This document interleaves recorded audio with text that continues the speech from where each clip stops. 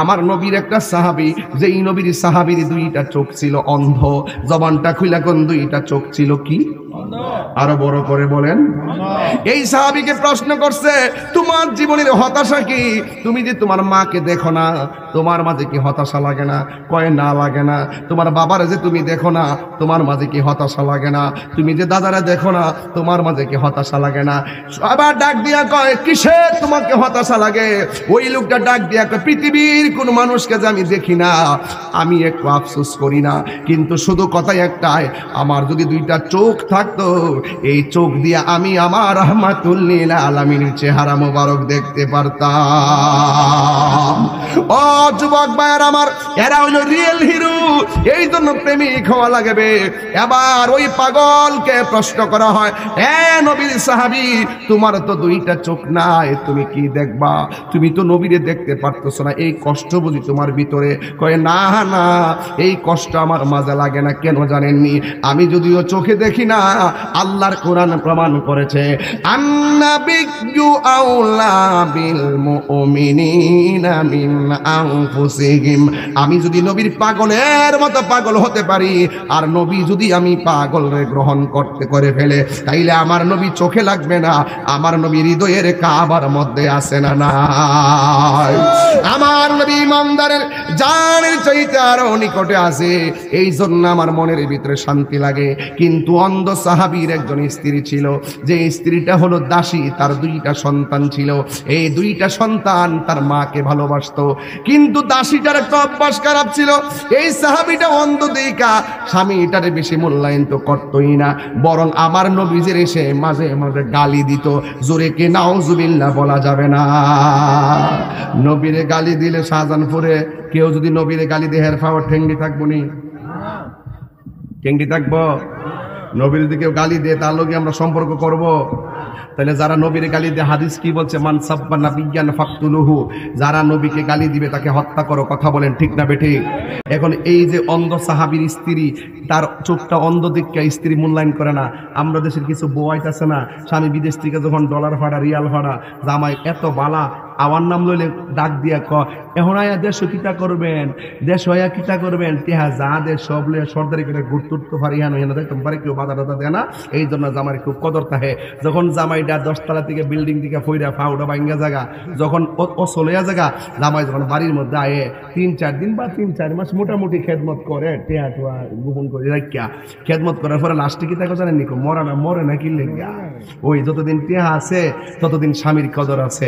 আমার দেশের মধ্যে দেখবেন এটা উল্টা। রহিমারে বলছিল, রহিমা আমার শরীরে কিরার অভাব নাই, তুমি কি লেগে আমার লোকে হইরে রইছ?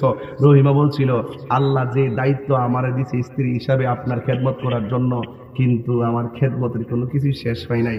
এই জন্য আয়ুব নবী বলতেন সবসময়, আল্লাহ আমার অল বডিটারে তুমি পচাইয়া কঙ্কাল বানাইলা, অসুবিধা নাই, কিন্তু আমার জিহ্বাটারে তুমি বালা রাখো, এই জন্য জিহ্বা দিয়া যেন আমি তোমার জিকির করতে পারি। এই ফাঁক লোক কইতাছে, আমার চোখ নাই কি হইছে, আমার নবীর প্রেমিক যদি হইতে পারি, আমি হৃদয়ের চোখ দিয়ে আমি নবীরে দেখতে পারবো, কারণ ইমানদারের জানের চাইতে আরো নিকটে আমার নবী হলো হাজির ও নাজির। কথা বলেন ঠিক কিনা বলেন? তো ঠিকই এই অন্ধ সাহাবীর দুর্বলতা পাইয়া স্ত্রীটা কি করত? ওই যে নবী নবী করে, নবী নবী করে সারা জীবন আমি কাঁদব, নবী নবী করে আর কত কাল আমি কাঁদব, আপন নয়নে কবে জানি, আপন নয়নে কবে জানি নূর নবীকে আমি দেখব, নবী নবী করে সারা জীবন আমি কাঁদব। এই পাগলা তো চোখ না থাকলে কি হইছে, হৃদয়ের আয়না আছে না নাই? আরে ভাই টাকা না থাকলে কি হইছে, মদিনা যাওয়ার স্বপ্ন আছে না নাই? আরে গরিব হইলে কি হইছে, ওই দেখ উড়া বসা করে লেগেছে, এত রাত্রে কি ওয়াজ করতে দিতেন 10টার সময়, পাগল না ছেলে দেন এমন টাইমে মানুষের মন থেকে ইতা ঠিক না।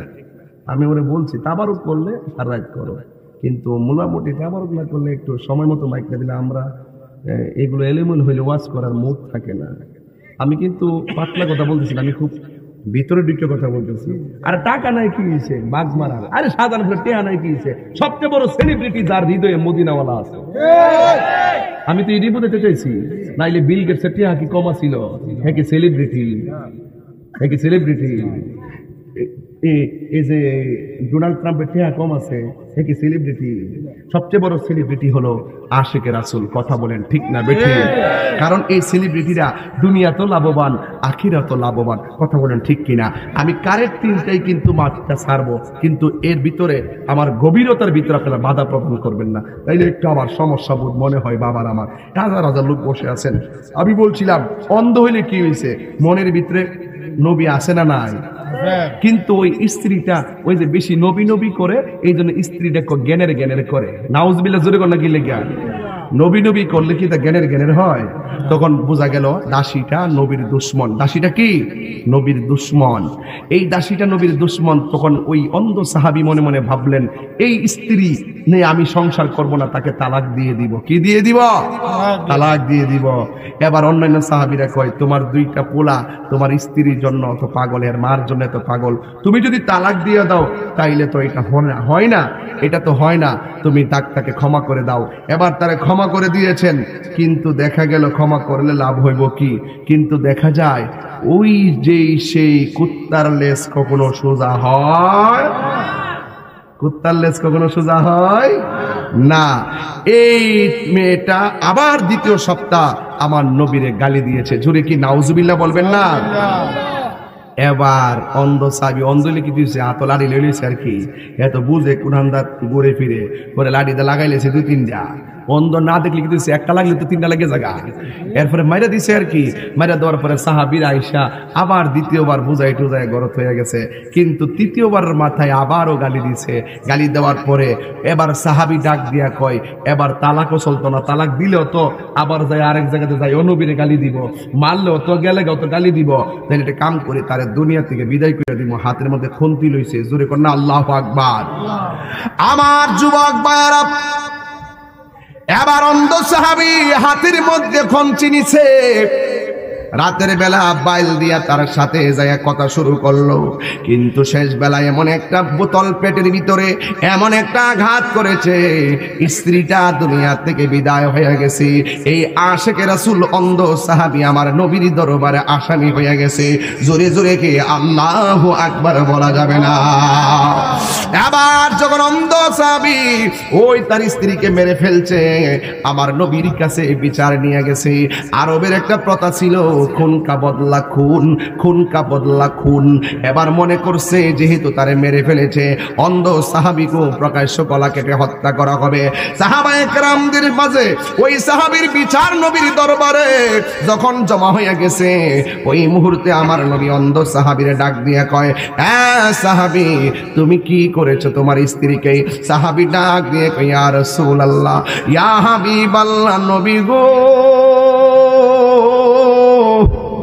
ও মায়ার নবীজি, আমার স্ত্রী আপনাকে গালি দিয়েছে, গালি দেওয়ার কারণে আমি থাকতে পারি নাই।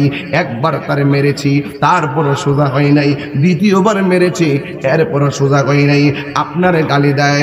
অথচ আপনি নবী হলেন আমার কাছে একদম জানের জান, প্রাণের প্রাণ, ইমানের ইমান, কিন্তু আপনি নবী গো, আপনি নবী তো আমার প্রাণ, আমার ইমান, কিন্তু আপনারে গালি দিলে আমি সহ্য করতে পারি না। এই জন্য আমার যুবক ভাইরা ওই মুহূর্তে নবীর সামনে সে স্বীকার করলো, নবী গো, আমি বরদাস্ত না করতে পাইরা আমার স্ত্রী তল পেটের মধ্যে আমি আঘাত কইরা আমার স্ত্রীকে দুনিয়া থেকে বিদায় কইরা দিছি। ইয়া রাসূলুল্লাহ, যে বিচার আমারে করেন আমি মাথা পেতে মেনে নিব। এই কথা বলার পরে সাহাবাইরা অবাক হয়ে গেছে, হাইছে রে, এখন কি করবে? তাকে তো বিচারের আওতায় আনতেই হবে, তাকে তো বিচার করতেই হবে, বিচার দিতেই হবে। আমার নবী, আপনার নবী সাহাবীকে ডাক দিয়ে আমাকে আসাবি, তুমি আমার পাশে দাঁড়াও। সাহাবারা মনে করছে তার গলা কেটে ফেলা হবে, কিন্তু না রে না, আমার নবী আপনার নবী ডাক দিয়ে কয়, সাহাবারা, আমার পাগল আমার প্রেমে পড়ে দুশ্মনকে খতম করেছে, যা যা, আমার আল্লাহ তাকে অপরাধকে মাফ করে দিয়েছে। এর মানে প্রমাণ হয়ে গেল প্রেমিকের মতো প্রেমিক হতে হবে। প্রেমিকের মতো প্রেমিক হইয়া যদি আপনি কষ্ট করেন, রক্ত জড়ান, আপনার রক্তের দাম আছে। প্রেমিকের মতো প্রেমিক হইয়া যদি রাতের বেলা আরামের ঘুম হারাম করে দিন, আপনার এই কষ্টের দাম আছে। আর প্রেমিক না হইয়া জাজিমের মধ্যে ঘুমাইলেও দুনিয়া কইরা আখিরাত বরবাদ করে দিছেন, কিন্তু আপনার কোনো লাভ হবে না। এই জন্য যুবক তো আমরা একদিন চলে যাব, কিন্তু আমার কবরে আমার ভাই যাবে না, আমার কবরে আমার বন্ধু যাবে না। মনে রাখবেন, নবীর প্রেমের পাগল যদি হইতে পারেন, আপনার জিম্মাদার, আপনার সাথী হিসাবে আমার নবী কবরে আপন হয়ে যাবে। কথা বলেন ঠিক কিনা? এ দুনিয়া ছেড়ে চলে যাবে একদিন, সবাই, এ দুনিয়া ছেড়ে চলে যাবে একদিন, মায়ারি বাঁধন ভেঙে যাবে একদিন, আসিব না আমি আর এ ভুবনে কোনো দিন, আসিব না আমি আর এ ভুবনে কোনো দিন, এ দুনিয়া ছেড়ে চলে যাবে। আপনি কি মনে করেন আমার পাশে কি তৌফিক ভাই বসে থাকতো না? আপনার কি মনে নাই চেয়ারম্যান, বিগত এক্স চেয়ারম্যানের কথা মনে নাই আপনার?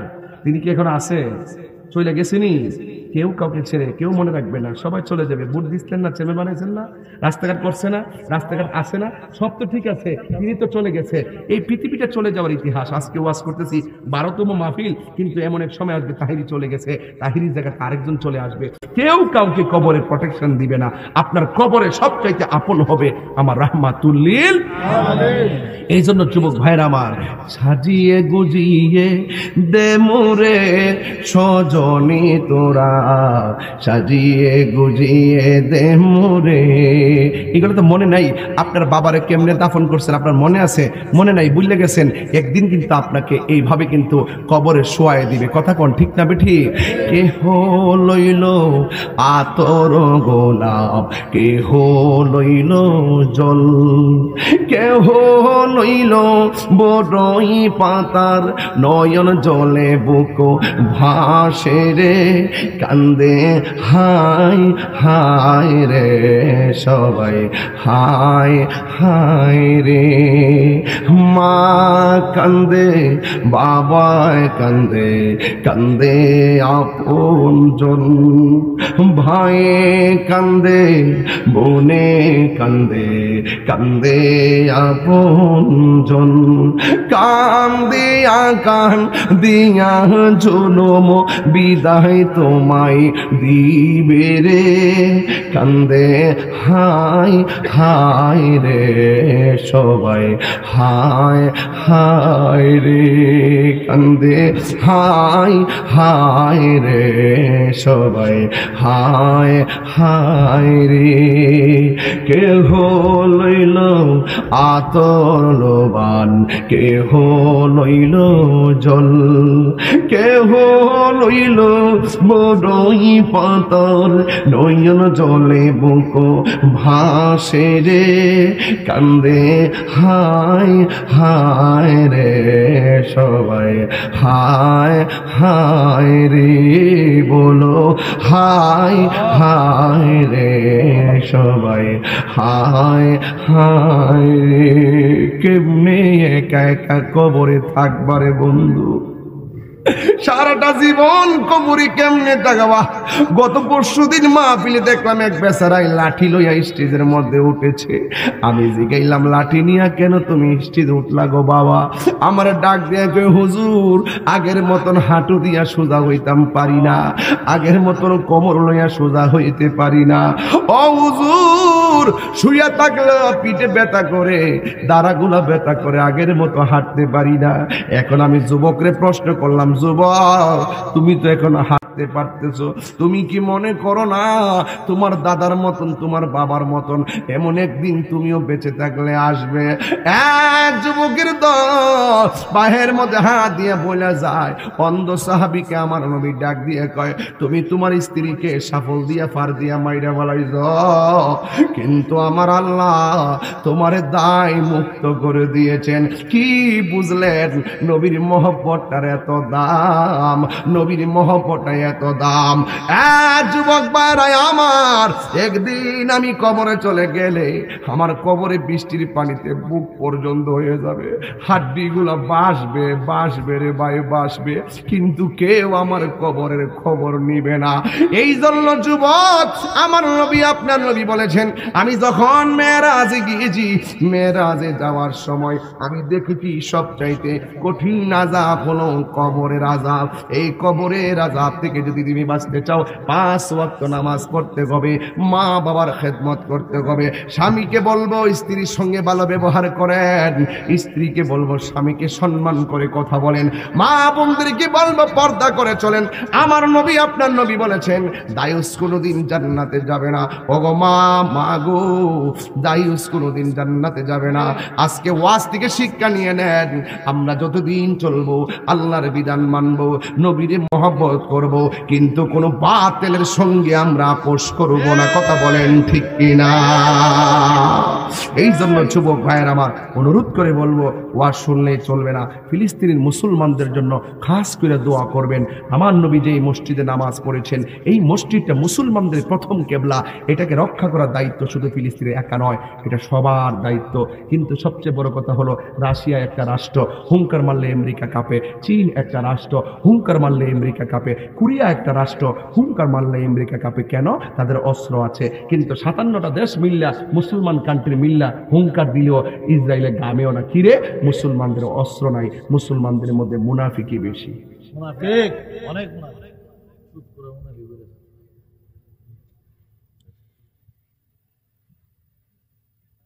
একটা গাঁথা করছি, একটা ইট রাখছি, 1 ট্রাক বালু রাখছি, উপরে আরো 100 ইট দিছি। প্রথম ইটটা উপরে না নিচে? কথা বলো। মুনাফিকরা এইভাবে জাহান্নামের নিচে থাকবে, ইটার উপরে বহুত লাশ পড়বে। জাহান্নামের আগুন ধরাই বললা, লাকড়ি হিসেবে মানুষকে ধরাইবে। ফস্তে ফস্তে যে ফুসগুলা নিচে যাইয়া পড়ে, এটির মধ্যে কাউ মাউ করে খাইব আর চিল্লাইব। মুনাফিকের চিল্লি কেটা শুনে দুনিয়াতে না, মুনাফিকের চিল্লা চিল্লি করে বাচ্চা জায়গা, মরার পরে কিতা বাচ্চা যাবো গা। আল্লাহর ওয়াস্তে মুনাফিকি বন্ধ করেন। রসুল বলছেন, হাসতে হাসতে ইমান যাইব গা। রাত্রে ঘুমাইবো ইমান নেয়া, সকালে উঠতে দেখবো ইমান নাই। দিনে গড়তে বাইরিব ইমান নেয়া, বিকেলে সে গাড়িতে ফিরবে ইমান হারা হইয়া। কিরে জানেননি? মানুষে হাসতে হাসতে এমন কথা বলে যে কথার দ্বারা ইমান চলে যায়। তাই তো রাসূল বলছেন, আল গীবাতু আশাদ্দু মিনাল কতল।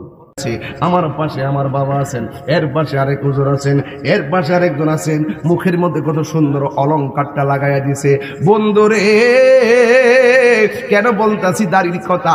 আপনি জামাটা আছে, জামাটা খুললা রাখিয়া দিব, আপনার পায়জামা আছে, পায়জামা খুললা রাখিয়া দিবে, আপনার আংটি আছে, আংটি খুললা রাখিয়া দিবে। কিন্তু মুখে যদি দাড়ি না থাকে, আলগা লাগাইয়া দেওয়ার সুযোগ নাই। যদি বুদ্ধি কইরা দাড়িটা রাখতে পারেন, এই মুখের অলংকারটা যদি আপনার গালটার মধ্যে থাকে, আমার নবী বলে, যারা এই দাড়িটার মধ্যে হুর লাগায়, খুর লাগায়, এ যেন আমার কলিজাটার মধ্যে আঘাত করে। এই দাড়ি মোবারকটা, দাড়িটা কিন্তু আপনার সঙ্গে কবরে যাইবে। আরে জামাটা মাথার এই যে পাগড়ি পরলাম সুন্নত, এই পাগড়ি খুললে রাখিয়া দিব, আর আমার গায়ের মধ্যে পাঞ্জাবি লাগাইলাম, আমার সুন্নতি চুল রাখলাম, কিন্তু আমি যখন কবরে যাব, আমার মাথার পাগড়ি তো আর যাবে না, কিন্তু মুখের দাড়িটা কবরের মধ্যে যাবে। এই দাড়িটা যখন মরার সময় খিলাল কইরা দিব। বন্ধুরে, এই দাড়ি মুবারকের মধ্যে, দাড়িগুলার ভিতরে অসংখ্য ফেরেশতারা আমার মহান রবের কাছে খুশি হইয়া আরাধনা করে, এত সুন্দর লাগে।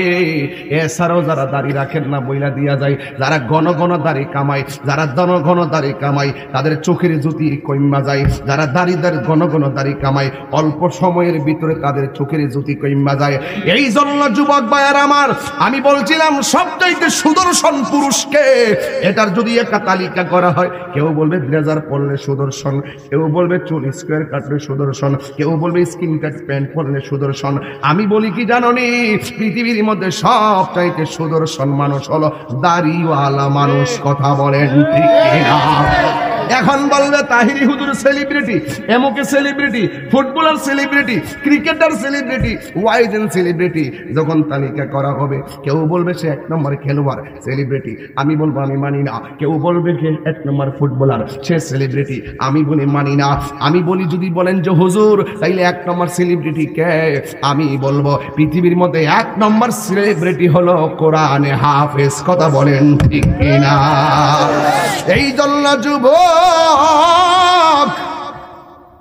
কি দিয়ে আওয়াজ বুঝামো, এত গভীর রজনীতে গভীর আলোচনা করা যায় না। এরপর আমি হেদায়েতের জন্য 2টা কথা বললাম। 1 নম্বর সন্তানটারে হাফেজ বানাবেন, 2 নম্বর মুখের মধ্যে দাড়ি রাখবেন। কেন কেন কেন বলেছি, এই জীবনটা বড় স্বার্থপর জায়গা। 1 ইঞ্চি জায়গা আপনাকে কেউ করে দিবে না, বিপদ পাইলে গাড়ির মধ্যে চাইপা বসবে। এই জন্য যুবকের দল নিজের জায়গা নিজেই করে নিতে হবে। আজকে আমরা মুসলমানরা যদি নিজের জায়গা নিজে করতে পারতাম, ফিলিস্তিনের ছোট ছোট বাচ্চারা ঘাস খাইয়া দিন কাটাইতো না। কথা বলেন ঠিক কিনা? এই জন্য আব্বুরে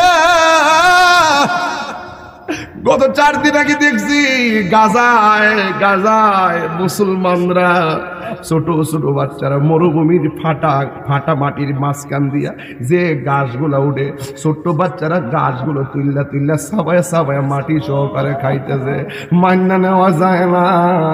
ছোট্ট একটা বাচ্চা বলতেছে কি জানেননি, এই ইসরায়েলের গুন্ডা বাহিনীরা তোরা আমাদের মাথার উপর দিয়ে মিসাইল ছাড়াস, তোরা আমাদের মাথার উপর দিয়ে রকেট বিমান চালাস, কিন্তু তোরা আমাদেরকে মাথার উপর দিয়া রকেট চাললে আমরা পাথর দিয়া রকেট ফিরাইতাম যদিও পারি না। তোরা মনে করতেছ উপর দিক দিয়ে রকেট চালাই আমরা রে মাইরা ফালাইতেছ। একটা কথা মনে রাখবি, আমরা রকেটের গুলি খাইয়া যার জন্য শহীদ হইয়া যাইতেছি তিনি কিন্তু তোদের রকেটের উপরে থাকে। কথা বলেন ঠিক কিনা?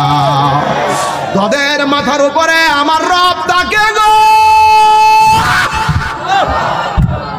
এই কথাটার কত ওজন, এই ওজন আমি বুঝাইতাম পারতাম না। ওই বাচ্চা বলতেছে তোর মাথার উপর দিয়া রকেট চারস, কিন্তু তোদের মাথার উপরে আমার রব থাকে। একটা কথা মনে রাখবি, ইন্নাহু হুয়া ইউবদিউ ওয়া ইউঈদ। আল্লাহ শুরুর মালিক, আল্লাহ শেষের মালিক। ইন্না বাতশা রাব্বিকা লাশাদীদ। নিশ্চয়ই আমি আল্লাহর ধরা অনেক শক্ত। এই জন্য বাচ্চার কথায় পৃথিবীর মানুষকে অবাক করে দিয়েছে। এটা গায়ের জোরের কথা না। একটা বাচ্চারা যখন গুলি মারতেছে, বুকটা খুললাকে আমারে গুলি মার, তোরা আমারে গুলি দিবি, বিচার দিমু আরশুল আজিম ওয়ালার কাছে। জোরে কে আল্লাহু আকবার বলা যাবে না?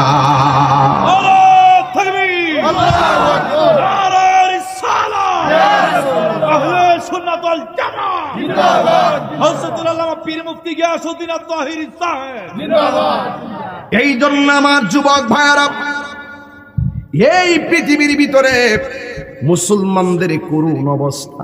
আর আমি 3 বেলা ভাত খাইতেছি, রাত্রিবেলা বইয়া হাসাহাসি করতেছি, অথচ ছোট ছোট বাচ্চারা বোমার আওয়াজে কলিজা ফাইটটা মারা যাইতেছে। এবং গতকালও দেখলাম পেটের মধ্যে বাচ্চা 10 মাস 10 দিন মা পেটে, যখন এখন ভূমিষ্ঠ যতটা সন্তান হইতেছে সবগুলো একটা আর একটা সমস্যা হইতেছে। বাচ্চাগুলো ম্যাক্সিমাম পেটের ভিতরে মরা হইতেছে। এই বিকট আওয়াজে বাচ্চাগুলার আকৃতি প্রকৃতি নষ্ট হইয়া যাইতেছে। এই মিসাইলের আওয়াজে, ক্ষেপণাস্ত্রের আওয়াজে রাতের বেলা ঘুমাইতে পারে না। এই জন্য ফিলিস্তিনের একটা মানুষ বিশ্বের মানুষরা জানাইছে, ও বিশ্বের মুসলমানরা তোমরা 5 ওয়াক্ত নামাজ পড়ো। আমরা প্রতিদিন নামাজের পরে জানাজার নামাজ পড়ি। জোরে কে আল্লাহু আকবার বলা যাবে না? মুসলিম বিশ্ব জাগো জাগো, শোনো ফিলিস্তিনিদের চিৎকার। সময় এসেছে ঘুরে দাঁড়াবার, প্রাণের দাবি আল আকসার। ঠিক কিনা? মুসলিম বিশ্ব জাগো জাগো, শোনো ফিলিস্তিনিদের চিৎকার, সময় এসেছে ঘুরে দাঁড়াবার প্রাণের দাবি আল আকসার, সময় এসেছে ঘুরে দাঁড়াবার প্রাণের দাবি আল আকসার। আকসাই আমাদের চেতনা, আকসা কেড়ে নিতে দিব না, আকসাই আমাদের চেতনা, আকসা কেড়ে নিতে দিব না। দাও জোরে দাও ইমানি হুঙ্কার, প্রাণের দাবি আল আকসা। মুসলিম বিশ্ব জাগো জাগো, শোনো ফিলিস্তিনিদের চিৎকার, মুসলিম বিশ্ব জাগো জাগো, শোনো ফিলিস্তিনিদের চিৎকার, সময় এসেছে ঘুরে দাঁড়াবার প্রাণের দাবি আল আকসার, সময় এসেছে ঘুরে দাঁড়াবার প্রাণের দাবি আল আকসার। ঠিক কিনা? মাথার উপরে উড়ছে শকুন, গিরে রেখেছে নয়া ফেরাউন, মাথার উপরে উড়ছে শকুন, গিরে রেখেছে নয়া ফেরাউন। ইমানি চেতনাই সামনে আগাও, তাকবীর ধ্বনিতে রুখে দাঁড়াও, ইমানি চেতনাই সামনে আগাও, তাকবীর ধ্বনিতে রুখে দাঁড়াও। জাগো জাগো আবার প্রাণের দাবি আল আকসার। ঠিক কিনা?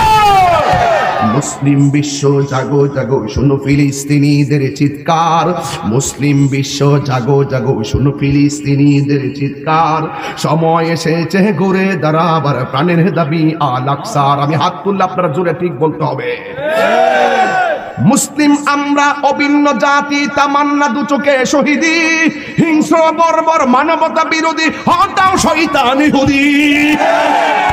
মুসলিম আমরা অভিন্ন জাতি, তামান্না দু চোখে শহীদি, হিংস্র বর্বর মানবতা বিরোধী, হটাও শয়তান ইহুদি।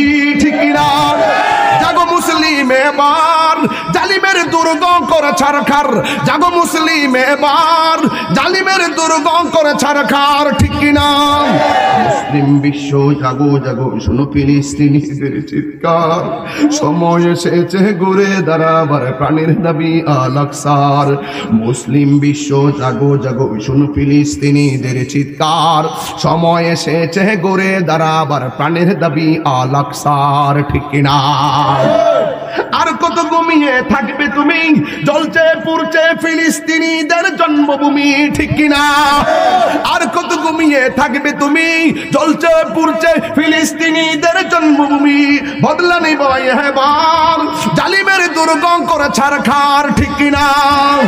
মুসলিম বিশ্ব জাগো জাগো, শোনো ফিলিস্তিনিদের চিৎকার, সময় এসেছে ঘুরে দাঁড়াবার প্রাণের দাবি আল আকসার, সময় এসেছে ঘুরে দাঁড়াবার প্রাণের দাবি আল আকসার।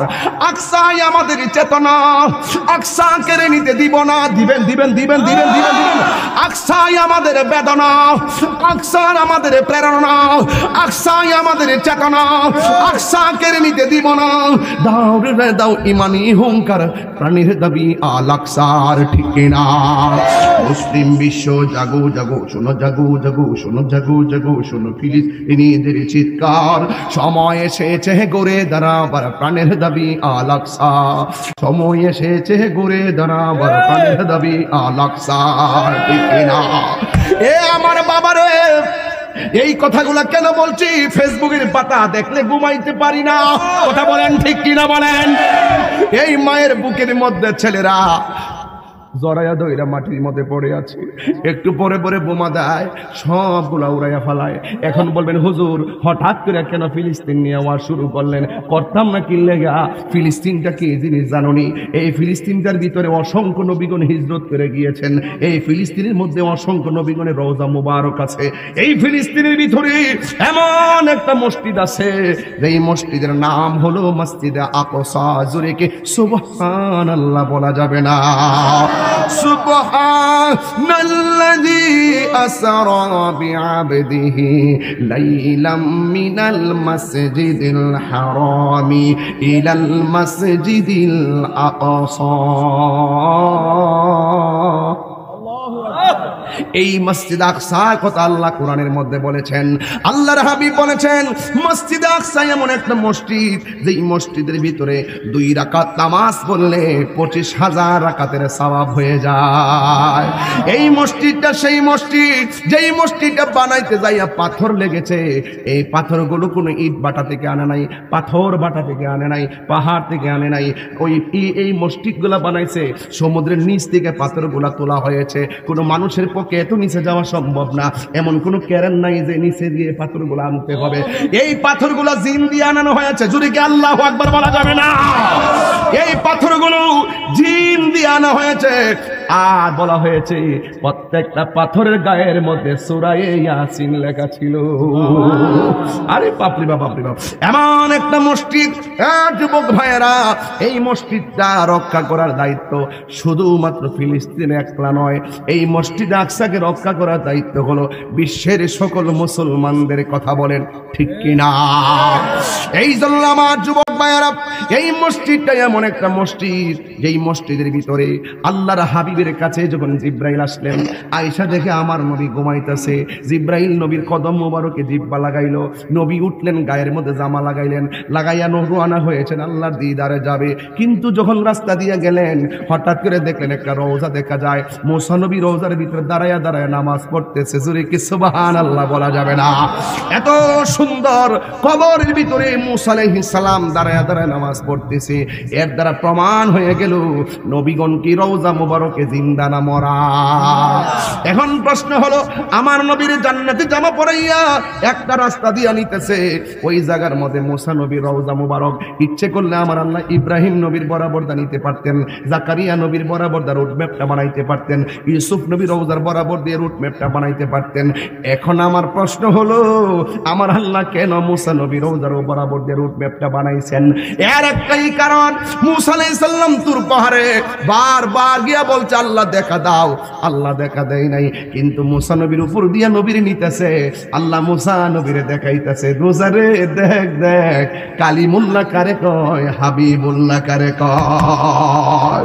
আমার বন্ধু আসতেছে, আমার নবী এই রওজা মুবারক অতিক্রম কইরা যেই মসজিদের ভিতরে দুনিয়ার মধ্যে একটা মসজিদে গিয়েছিলেন, সেই মসজিদের নাম হলো মসজিদ আকসা।